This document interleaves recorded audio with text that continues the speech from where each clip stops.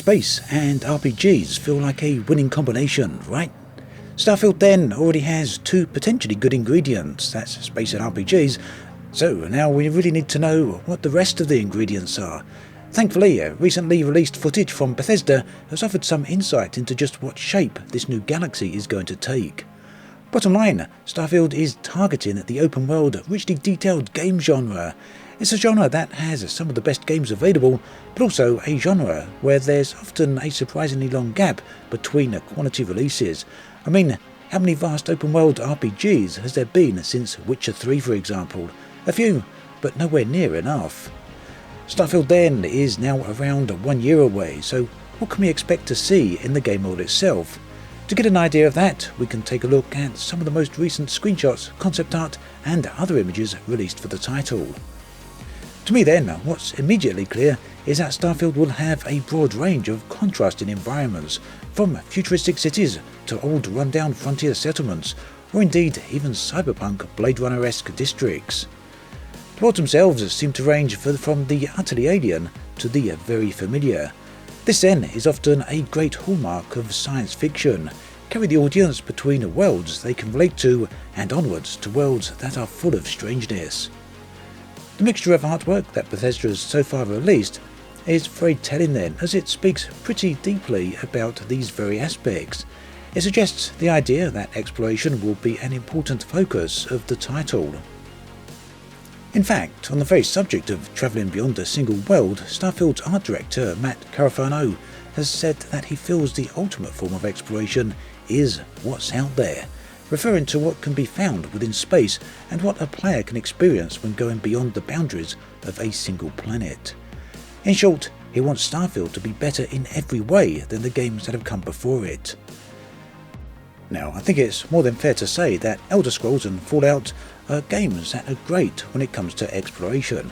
And by exploration here, I mean that the player moving through the game world, when they do that, they can actually experience a variety of different environments. So the experience that comes when moving around and just generally experiencing the game itself. So yes, that to me is a big part of Skyrim and Fallout and Morrowind, indeed all of those great games. This is actually something indeed that Bethesda games are very good at. Usually it's possible to pretty much instantly tell what part of the map you're on based purely upon the vegetation, architecture or even the colour palette being used in that particular location. Skyrim's towns and cities were particularly good at this. Morrowind's towns were perhaps even better example. The space game then presents a very different challenge, because here we aren't talking about a single map, but many different things instead, many different maps, each on a different planet. Now sure, we don't know just how large each of these maps will be on each individual planet. It kind of feels unlikely that each individual planet would have a map as large as Skyrim's, for example, but then you never really know, do you? After all, we do know that Bethesda are using some form of procedural technology to help with generating the maps that are going to be found in Starfield. Whilst I personally expect it to be unlikely we'll have entire planets, fully explorable entire planets in Starfield, I do think that each planet will have quite large explorable regions, and hopefully multiple regions that we can explore as well and travel between. But that for now is largely unknown.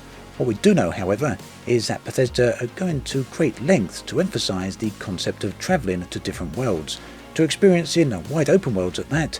Indeed, Todd Howard recently pointed out that one of Bethesda's signatures in their games is what he calls the step out moment. That's the moment when you leave the starting area and first glimpse the wider world. Starfield will have two of these. My take on this, like other people's, is that the first will be when the player emerges from whatever starting area they find themselves in, whether that's a prison or a cave or some other hidden compressed underground environment, and they emerge into the wider world. They get their first glimpse of that big map, that big planet. The second step out moment will be when the player leaves the first planet and first glimpses at the vastness of space. That's my expectation, at least, on what Todd Howard is hinting at there. And yes, I fully realise I mentioned Todd Howard's name, and I just know there's going to be comments about both him and Bethesda sucking. So predictable, yes. Here's to those predictable comments, we're all expecting them. As of right now then, there's quite a lot of individual concept art out there for Starfield. All of them in various different environments, some of them inside buildings, some of them outside of buildings, some of them of spaceships and vehicles, and some of them of people roaming the respective wildernesses of different planets. Each of these could be analysed, we could look into what we think each image tells us, but I think really it's much more important, much more practical to take a big step back and have a look at what the whole concept art collectively tells us when viewed from a distance. And I think, perhaps more than anything else, what this does tell us is that Starfield is very much going to be about exploration. How much of that takes place in space, there's no current way of telling, but it's immensely clear that the planets, the building interiors, the cities, the biomes, and maybe even the life itself that carries itself around these planets will come in a vast different variety from location to location. If this can form the foundations then for a new epic RPG, a new space game RPG at that, then Starfield could very well find itself in an extremely strong place.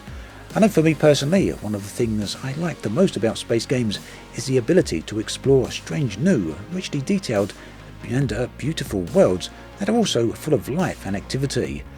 Currently, virtually no space game offers that, so that really is my hope for Starfield, offering a very fresh take on this richly detailed environments. Let me know in the comment section what you would like to see from the game. I'd love to hear from you. As always, thanks for watching, and I'll catch you guys and girls next time.